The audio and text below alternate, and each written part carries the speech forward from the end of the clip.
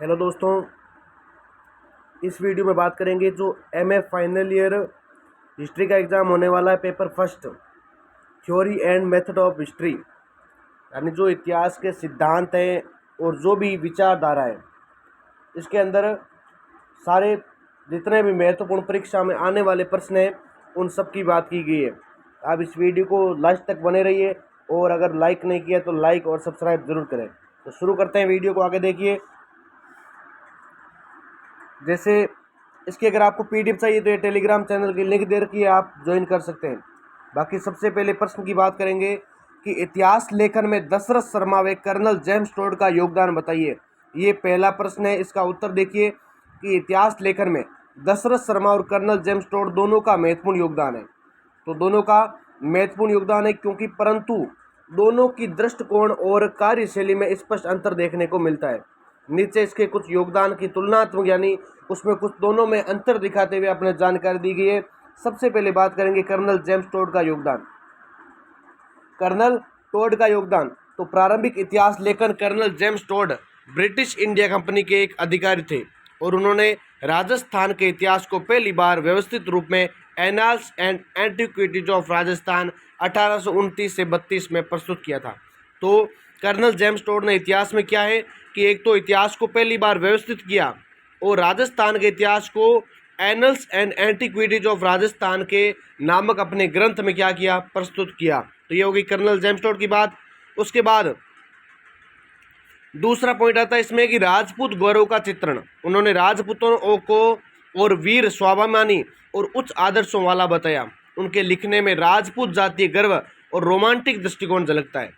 जो colonel James toad है उनके द्वारा जो भी महत्वपूर्ण लिखा गया है बातें, उसमें क्या होता है कि उनके लेखन में एक तो राजपूत जातीय गर्व और रोमांटिक दृष्टिकोण देखने को मिलता है। फिर तीसरा पॉइंट आता है कि परंपराओं पर आधारित। परंपराओं पर कैसे आधारित है? तो टोड ने इतिहास लेखन के लिए लोक कथाओं, बांसुरी गीतों, पुरानी वंशावलियों और स्थानीय परंपराओं का सहारा लिया। इसके उनका लेखन भावात्मक और अलंकारिक हो गया। इसलिए उनका जो लेखन है वो कैसे हो गया, एक तो भावात्मक और अलंकारिक हो गया, परंतु कई बार दोस्तों तथ्यात्मक रूप से संदिग्ध भी रहा। फिर दशरथ शर्मा का क्या योगदान है? दशरथ शर्मा के योगदान की बात करते हैं तो आधुनिक शोधपरक दृष्टिकोण। डॉक्टर दशरथ शर्मा एक भारतीय इतिहासकार थे, एक भारतीय इतिहासकार थे। उन्होंने वैज्ञानिक पद्धति से इतिहास लेखन की परंपरा को आगे बढ़ाया। तो दोस्तों जो दशरथ शर्मा है उन्होंने वैज्ञानिक पद्धति से लेखन की परंपरा को आगे बढ़ाया और उन्होंने ऐतिहासिक तथ्यों की जांच मूल स्रोतों से की थी। दूसरा पॉइंट इसमें स्रोतों का विश्लेषण। इसका विश्लेषण किस प्रकार? तो उन्होंने अभिलेखों, ताम्रपत्रों, सिक्कों, शिलालेखों और साहित्यिक ग्रंथों के आधार पर निष्पक्ष और तटस्थ इतिहास लिखा था। किसने? डॉक्टर डॉक्टर दशरथ शर्मा के द्वारा। फिर आता तीसरा पॉइंट इसमें, तो भारतीय दृष्टिकोण। दशरथ शर्मा ने भारतीय इतिहास को भारतीय नजरिए से देखने और समझने की कोशिश की, जबकि टोड का दृष्टिकोण उपनिवेशवादी और भावुकतावादी था। दोनों में अंतर हो गया होगा आपको कि जो दशरथ शर्मा थे उनका नजरिया था वो भारतीय नजरिए से देखने और समझने की कोशिश की, जबकि टोड है उनका दृष्टि क्या था? उपनिवेशवादी। किसका था? उपनिवेशवादी था। फिर इसमें चौथे पॉइंट की बात करते हैं तो प्रमाणिकता पर बल।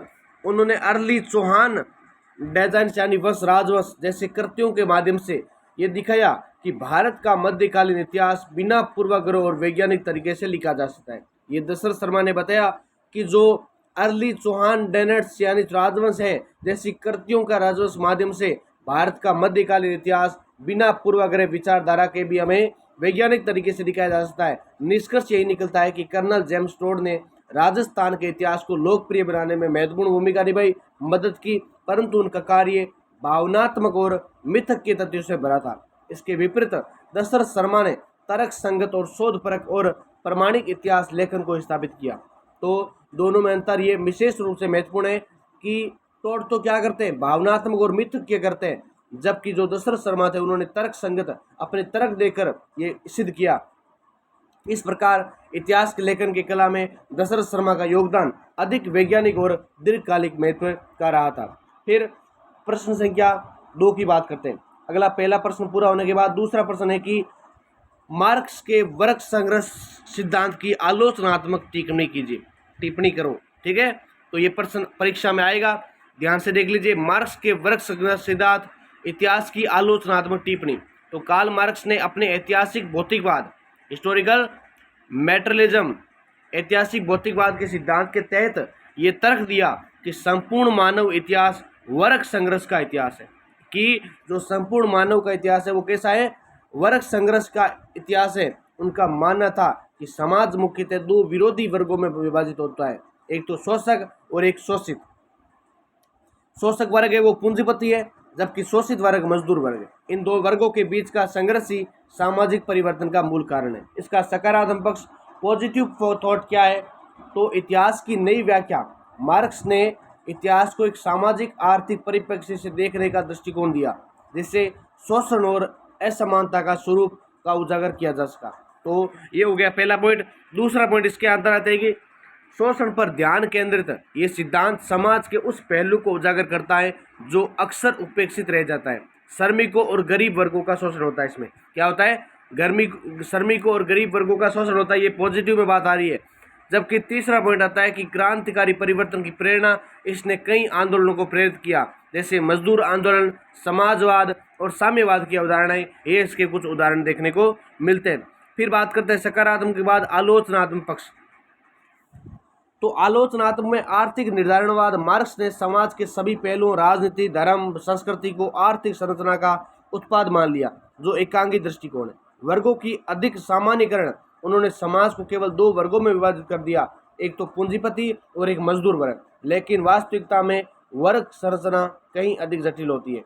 लेकिन क्या होती है, वर्ग जो संरचना है वो अधिक जटिल होती है। राजनीतिक और सांस्कृतिक तत्वों की उपेक्षा इतिहास के निर्माण में केवल आर्थिक कारक ही नहीं, बल्कि विचारधाराएं, संस्कृति, धर्म आदि भी महत्वपूर्ण भूमिका निभाते हैं। दोस्तों, जिन्हें मार्क्स ने गौण माना, क्या माना, मार्क्स ने गौण माना था, ये मार्क्सवाद के आलोचनात्मक पक्ष है। आपको याद करके जाना है, क्योंकि परीक्षा में प्रश्न आए तो आपको ये लिख कर आना है। फिर इसका अगला बिंदु है कि भविष्यवाणी की असफलता। भविष्यवाणी की असफलता किस प्रकार, मार्क्स ने पूंजीवाद के अंत और सर्वहारा वर्ग की क्रांति की भविष्यवाणी की थी, जो अब तक व्यापक रूप में घटित नहीं हुई है। तो जो मार्क्सवाद ने क्या की थी, एक भविष्यवाणी की थी, उसके आधार पर क्या हुआ, व्यापक रूप से घटित नहीं हुई है। फिर निष्कर्ष यही निकलता है कि मार्क्स का वर्ग संघर्ष सिद्धांत इतिहास और समाज को समझने का एक शक्तिशाली औजार है। मार्क्स का जो वर्ग संघर्ष का सिद्धांत है वो क्या है, समाज को समझने का एक शक्तिशाली औजार है, परंतु ये पूर्ण नहीं है कि उसकी उपयोगिता तब और बढ़ जाती है जब इसे अन्य सामाजिक, राजनीतिक और सांस्कृतिक सिद्धांतों के साथ मिलाकर देखा जाए। आधुनिक समाज की जटिलताओं को समझने के लिए हमें बहुआयामी दृष्टिकोण की आवश्यकता होती है। दोस्तों, कि जो आधुनिक समाज है उसकी जटिलताओं को, उसकी कठिनताओं को समझने के लिए हमें क्या करना पड़ता है, बहुआयामी दृष्टिकोण की आवश्यकता होती है, न कि केवल आर्थिक संघर्ष पर आधारित विश्लेषण की। फिर बात करेंगे नेक्स्ट, तीसरा प्रश्न है महत्वपूर्ण कि टोयनबी और स्प्रेंगलर का इतिहास दर्शन बताइए। यह भी बहुत महत्वपूर्ण प्रश्न है कि टोयनबी और स्प्रेंगलर का इतिहास दर्शन क्या है। तो टोयंगलर और स्प्रेंगलर दोनों ही 20वीं सदी के प्रसिद्ध इतिहासकार थे। पहली लाइन तो यही होगी कि दोनों ही क्या थे, 20वीं सदी के प्रसिद्ध इतिहासकार थे। दोनों ने इतिहास को एक व्यापक दृष्टिकोण से देखा और सभ्यताओं के उत्थान और पतन का विश्लेषण किया। नीचे उनके इतिहास की मुख्य बातें दी गई है। पहली कि अर्नोल्ड जे टोयनबी का इतिहास दर्शन। सबसे पहले अर्नोल्ड जे टोयनबी का इतिहास दर्शन, जिसकी मुख्य कृति है a study of theory. A study of theory, जिसे 12 खंडों के अंदर प्रकाशित किया गया। फिर इसके कुछ मुख्य विचार हैं। तो मुख्य विचारों में बात करते हैं कि सभ्यता को विश्लेषण। टोयनबी ने इतिहास को राज्य या राष्ट्र के बजाय सभ्यताओं के दृष्टिकोण से देखा। टोयनबी ने क्या किया कि जो सभ्यताओं का विश्लेषण है उसने इतिहास को राज्य या राष्ट्र के बजाय सभ्यताओं के दृष्टिकोण से देखा था। चैलेंज एंड रिस्पॉन्स, चुनौती और प्रतिक्रिया। चुनौती और प्रतिक्रिया सिद्धांत सभ्यताओं का विकास तभी होता है जब वे किसी चुनौती जैसे प्राकृतिक आपदा, बाहरी आक्रमण, आंतरिक संकट का सकारात्मक उत्तर देती है। तो चैलेंज ऑफ रिस्पॉन्स क्या है, चुनौती और प्रतिक्रिया यही है कि सभ्यताओं का विकास कैसे होता है, जब किसी चुनौती को हम क्या करते हैं, सकारात्मक उत्तर देते हैं। सृजनात्मक अल्पसंख्यका, तो सृजनात्मक अल्पसंख्यका हर सभ्यता में एक सृजनशील अल्पसंख्यका होती है। हर सभ्यता में क्या होती है, एक सृजनशील अर्थात अपने खुद पर विश्वास करने वाली क्रिएटिव माइनॉरिटी एक अल्पसंख्यका होती है। जो समाज को आगे ले जाती है, जो समाज को क्या करती है, आगे ले जाती है। विघटन के कारण, तो विघटन के कारण में बात करते हैं जब यह सृजनशील वर्ग अपनी रचनात्मकता खो देता है और अनुकरणीय बहुसंख्यक का भी प्रेरणा होती है, तो बहुसंख्यक का सभ्यता का पतन शुरू हो जाता है। दोस्तों क्या हो जाता है, सभ्यता का पतन शुरू हो जाता है। फिर इसके धार्मिक दृष्टिकोण की बात करते हैं तो टोयनबी ने बाद में अपने विचारों में आध्यात्मिकता और धार्मिक पुनर्जागरण को सभ्यताओं के भविष्य के रूप में देखा। तो टोयनबी ने क्या किया, आगे चलकर जो अपने विचार थे, जो सभ्यता के प्रति विचार थे, पॉजिटिव नेगेटिव कोई भी विचार थे, उसको आगे ले जाकर उसने आध्यात्मिकता और धार्मिक पुनर्जागरण की सभ्यताओं के भविष्य के रूप में देखा। फिर आता है ऑसवाल्ड स्पेंगलर का इतिहास दर्शन। उसके इतिहास दर्शन की बात करते हैं, सबसे पहले तो आपको उसकी मुख्य कृति रचना की बात होनी चाहिए, ध्यान होना चाहिए।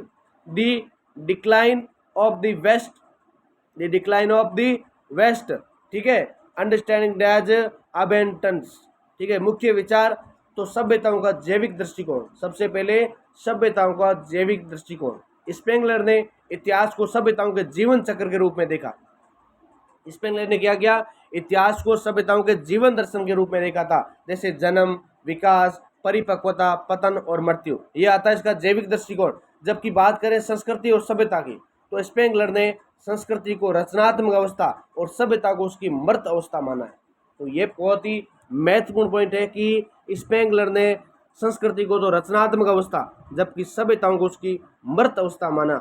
जब संस्कृति अपनी आत्मा खो देती है दोस्तों, तो वह सभ्यता बन जाती है। जब संस्कृति अपनी क्या खो देती है, आत्मा, इवोल्यूशन खो देती है, तब वे क्या बनती है, सभ्यता बन जाती है। फिर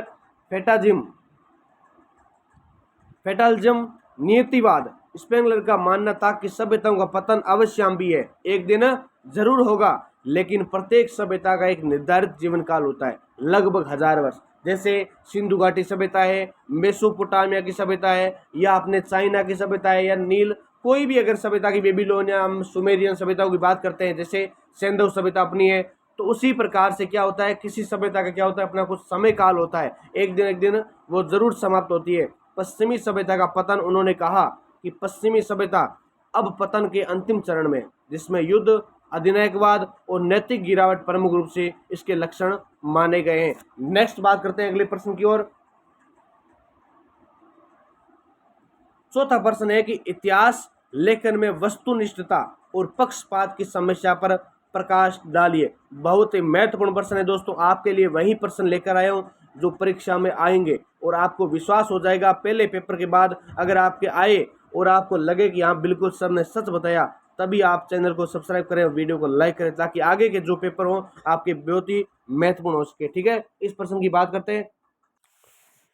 इतिहास लेखन में वस्तुनिष्ठता का अर्थ है कि तथ्यों को निष्पक्ष रूप से प्रस्तुत करना। वस्तुनिष्ठता का अर्थ क्या हुआ, कि तथ्यों को निष्पक्ष रूप से प्रस्तुत करना, बिना किसी निजी राय, भावनात्मक झुकाव या वैचारिक प्रभाव के। जैसे वस्तुनिष्ठता हम परीक्षाओं में भी देखते हैं कि उसमें क्या होता है, किसी प्रकार का पक्षपात नहीं होता, किसी प्रकार की क्या नहीं होती है, भावनात्मक अभिव्यक्ति नहीं होती है, या झुकाव नहीं होता है, उसमें क्या होता है, निष्पक्ष क्या होता है, प्रभाव होता है। आदर्श रूप में एक इतिहासकार को केवल प्रमाणिक स्रोतों पर आधारित होना चाहिए। जो इतिहासकार होंगे आदर्श, तो उसको क्या होना चाहिए, केवल प्रमाणिक स्रोत होते हैं, जो तथ्य होते हैं, अभिलेख होते हैं, या कोई भी जानकारी होती है, उसके आधार पर तथ्य प्रस्तुत करने चाहिए, न कि अपनी पसंद या विचारधारा के आधार पर। उदाहरण के माध्यम से एक निबंधात्मक परीक्षा होती है और एक अपने वस्तुनिष्ठ परीक्षा होती है। तो निबंधात्मक क्या करता है, शिक्षक जो टीचर होता है वो उसको अपने भावों के आधार पर, अपने अनुभव के आधार पर अंक प्रदान कर सकता है, लेकिन वस्तुनिष्ठ परीक्षा में क्या होता है, उसको केवल उसके ज्ञान के आधार पर, नॉलेज के आधार पर ही उसको अंक मिलेंगे, क्योंकि उसमें सटीक आंसर की प्रधानता होती है। उसी प्रकार इतिहास में भी क्या होते हैं, तथ्यों की ऐसे प्रधानता है। फिर हालांकि व्यवहार में पूर्ण वस्तुनिष्ठता प्राप्त करना कठिन होता है। प्रत्येक इतिहासकार का समाज, संस्कृति, शिक्षा और विचारधारा उसके लेखन को प्रभावित करते हैं। यही पक्षपात का कारण बनता है। क्या करता है कि उसके लेखन को प्रभावित करता है। फिर क्या करता है, उसमें आलोचना होने लगती है, कमी आने लगती है, फिर वही पक्षपात का क्या बन जाता है, कारण बन जाता है। उदाहरण स्वरूप औपनिवेशिक इतिहासकारों ने भारतीय अतीत को पिछड़ा और असंगठित बताया। जो औपनिवेशिक यानी ब्रिटिश काल के जो इतिहासकार थे, उस समय के जो भारतीय जो अतीत है उसको पिछड़ा और असंगठित बताया, यानी कोई प्रकार का क्या नहीं था, उसमें संगठन नहीं था। और जबकि राष्ट्रवादी इतिहासकारों ने उसको क्या बताया, गौरवशाली और उन्नत बताया। जब राष्ट्रवादी इतिहासकार की हम बात करते हैं उस समय वो क्या बताते हैं, गौरवशाली और उन्नत अवस्था में बताते हैं। मार्क्सवादी, फेमिनिस्ट और सबअल्टर्न इतिहास लेखन ने यह दर्शाया कि भारतीय इतिहास में पूर्वाग्रह कैसे मौजूद होते हैं। कैसे बताया कि पूर्वाग्रह कैसे मौजूद होते हैं। अतः यह आवश्यक है कि इतिहासकार अपने स्रोतों की जांच करते हुए विवेकपूर्ण दृष्टिकोण अपनाएं। क्या अपने विवेकपूर्ण दृष्टिकोण अपनाएं और अपने लेखन में पारदर्शिता बनाए रखें। अपने लेखन में क्या बनाए रखें, पारदर्शिता बनाए रखें। अगला 5 नंबर क्वेश्चन की बात करते हैं दोस्तों कि इतिहास में व्यक्ति के स्थान एवं भूमिका के पक्ष और विपक्ष में तर्क दीजिए। इतिहास में व्यक्ति के स्थान और भूमिका के पक्ष और विपक्ष में तर्क तो किस प्रकार दे सकते हैं कि इतिहास मानव समाज की विकास यात्रा का लेखा जोखा है। इतिहास क्या है, तो मानव समाज की विकास यात्रा का एक लेखा जोखा है जिसमें अनेक घटनाएं, आंदोलन, युद्ध, क्रांतियां और परिवर्तन शामिल होते हैं। इन घटनाओं में व्यक्तियों की भूमिका को लेकर विभिन्न विचारधाराएं सामने आती है, लेकिन कुछ विद्वानों का मानना है कि इतिहास का निर्माण महान व्यक्तियों द्वारा होता है, जबकि अन्य लोग मानते हैं कि व्यक्ति परिस्थितियों का उत्पाद होता है और वह इतिहास में केवल एक माध्यम की भूमिका निभाता है। वह इतिहास में क्या करता है, केवल एक माध्यम की। कौन, पुरातत्वविद जो इतिहासकार होते हैं वो इतिहास में केवल माध्यम की भूमिका निभाते, बीच का कार्य करते हैं। बात करें अगर पक्ष में तर्क, अगर उसके पक्ष में तर्क की बात करते हैं तो व्यक्ति की भूमिका महत्वपूर्ण है। व्यक्ति की भूमिका क्या है, बहुत ही महत्वपूर्ण है। इसमें पहला पॉइंट यही आता है कि महापुरुषों का योगदान। महापुरुषों के योगदान में इतिहास में कई ऐसे व्यक्ति हुए जिन्होंने अपने विचारों, नेतृत्व और कार्यों से समाज को नई दिशा दी। उदाहरण स्वरूप महात्मा गांधी ने सत्य और अहिंसा के स्रोतों पर, सिद्धांतों पर आधारित आंदोलन चलाकर भारत को स्वतंत्रता आंदोलन में अहम भूमिका यानी महत्वपूर्ण भूमिका निभाई। दोस्तों महापुरुषों का योगदान में और भी बहुत व्यक्ति आते हैं, जैसे अपने हम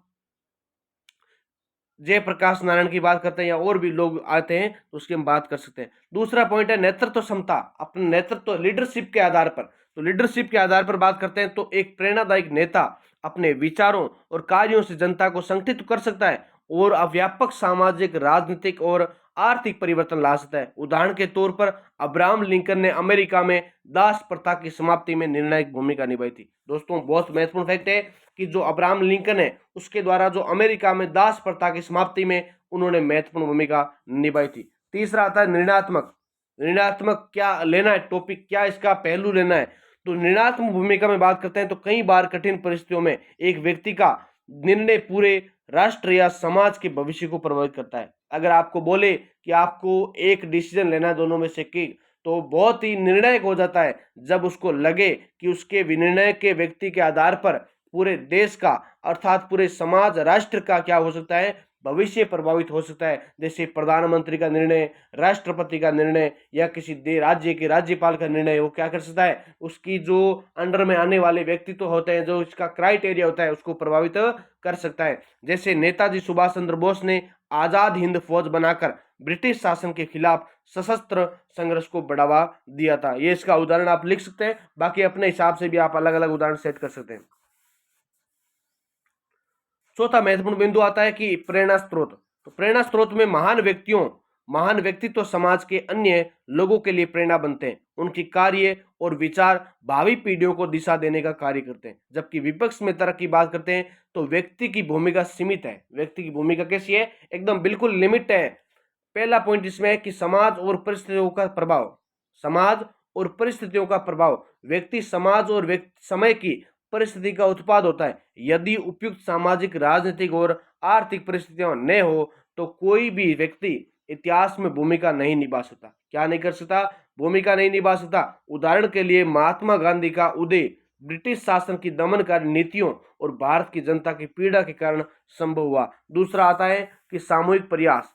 सामूहिक प्रयास में कोई भी व्यक्ति, ऐतिहासिक आंदोलन केवल एक व्यक्ति के प्रयास से सफल नहीं होता है। सामूहिक प्रयास तो आपने देखा होगा, क्योंकि संगठन में शक्ति होती है। जब कोई संगठन बनता है, जब किसी व्यक्तियों का एक गुट बनता है, तभी किसी आंदोलन को, किसी कार्य को हम क्या करते हैं, एक सरल तरीके से अर्थात एक संघर्षशील जीवन के आधार पर हम उसको सफल बना सकते हैं। न कि अगर कोई एक व्यक्ति होता है उसको क्या होता है, सफल बनाने में उसको कठिनाइयों का सामना करना पड़ता है।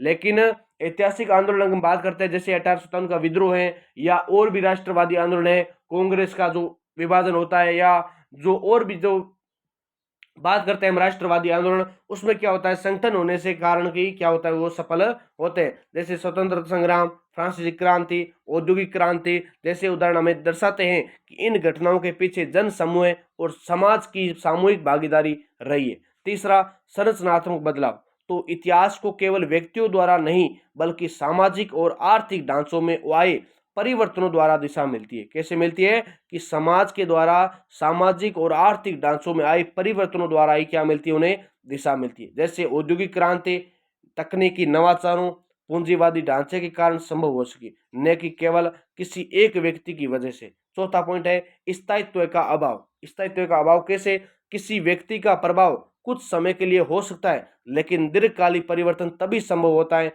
जब इतिहास उस दिशा में संगठित रूप से आगे बढ़े। जब इतिहास क्या करे, उस संगठित दिशा के रूप में आगे बढ़े।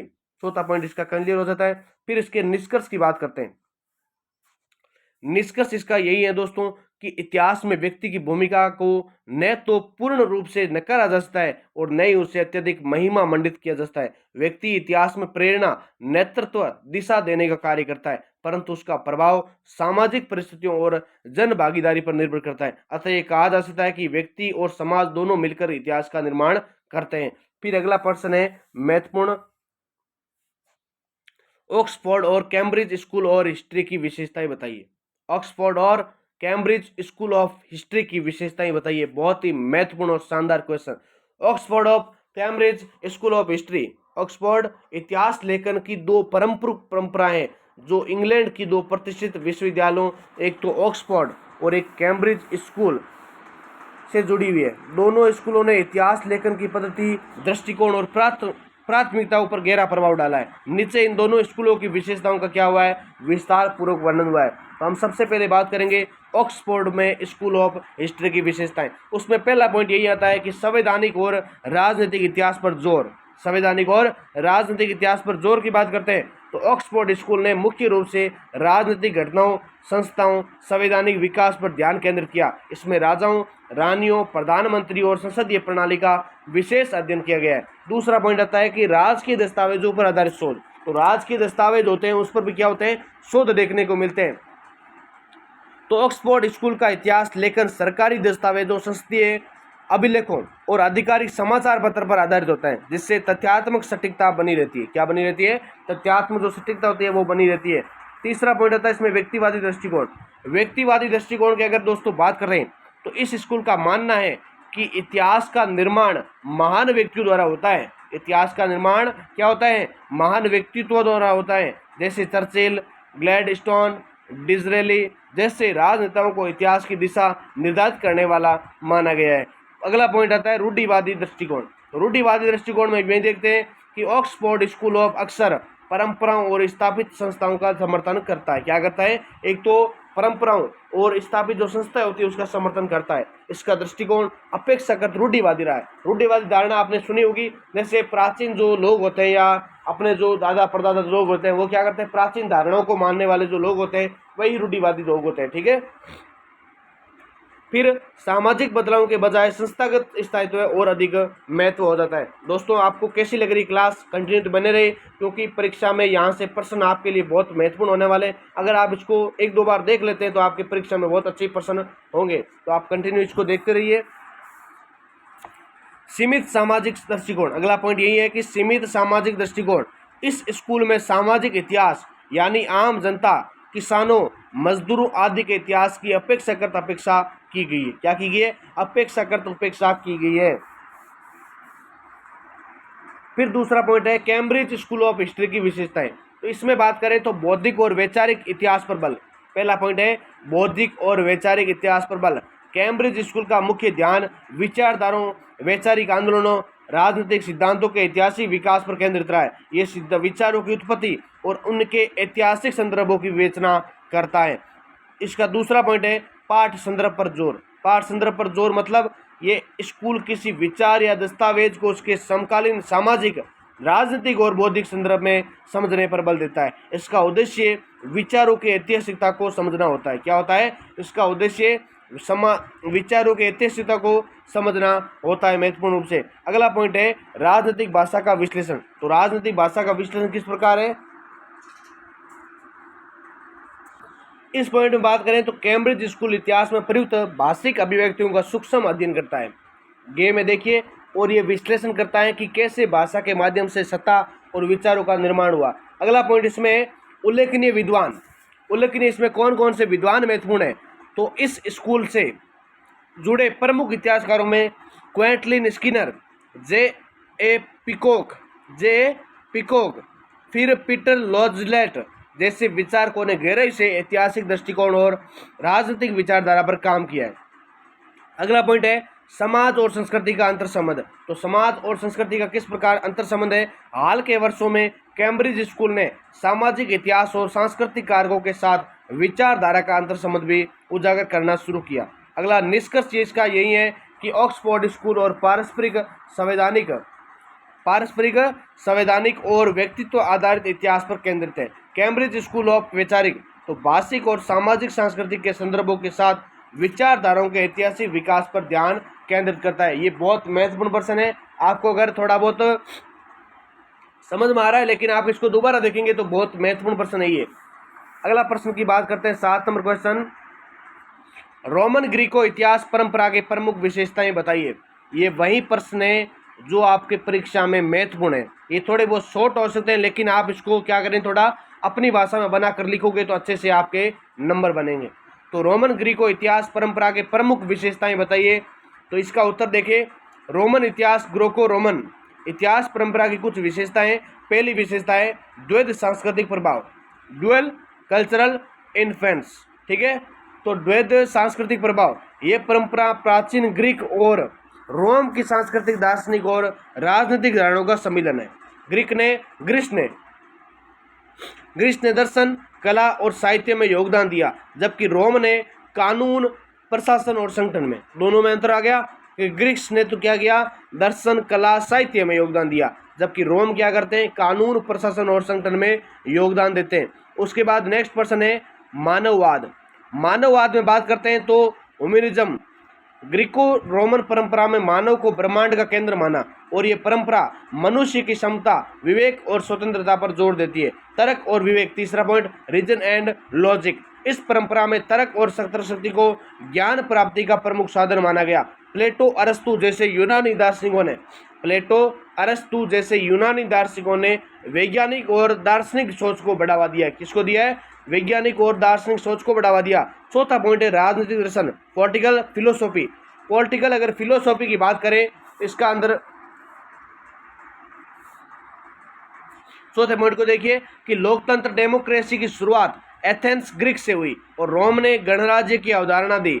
यह परंपरा नागरिकता, कर्तव्य और अधिकारों की अवधारणाओं पर आधारित होती है। किस आधार पर होती है, एक तो नागरिकता और कर्तव्य और अधिकारियों का जो अवधारणा होती है उस पर आधारित बताई गई है। पांचवा पॉइंट है कला और वास्तुकला, आर्ट एंड आर्टिफिकेशन कल्चर। ठीक है, तो कला और वास्तुकला, स्तंभों वाली इमारतें, मंदिर, मूर्तिकला और यथार्थवादी चित्रण ग्रीको रोमन कला की विशेषता है। तो ये पॉइंट किसका है कि जो स्तंभ वाली इमारतें होती हैं, मंदिर होते हैं, मूर्तिकला होती है, ये सब क्या है, ग्रीको रोमन कला की विशेषताएं मानी गई है, बताई गई है। रोमनों ने आर्क, गुंबद और सड़क निर्माण में निपुणता बताई दोस्तों। अगला छठा पॉइंट है कानून और न्याय।